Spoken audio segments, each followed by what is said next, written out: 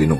మొదటిది, కుక్క తనకు భోజనం పెట్టిన వారిని దైవంగా భావిస్తుంది కాబట్టి మనిషి వడ్డించింది ప్రసాదంగా తిని తృప్తిగా దీవిస్తుంది. రెండవది, శునకం కాలభైరవుని రూపం కాబట్టి శునకాన్ని ప్రసన్నం చేసుకునే వారికి శని ప్రభావం తక్కువగా ఉంటుంది. 3, కుక్కకు పెట్టిన ఒక్క ముద్ద వల్ల మనుషులు ఇంటికి, పంటకి, పిల్లలకి అన్నిటికీ కాపలా కాస్తూ నమ్మకంగా ఉంటుంది. 4, ఇంటికి జరిగే అరిష్టాన్ని ఆవు గ్రహిస్తే ఇంటికి పొంచి ఉన్న ముప్పుని కుక్క రానివ్వకుండా చేస్తుంది. 5, కుక్క ఒకే జంతువు మనిషి బాధని, కన్నీళ్లను కూడా చూసి అవి తొందరగా పోవాలని, నా యజమాని సంతోషంగా ఉండాలని మనస్ఫూర్తిగా కోరుకుంటుంది.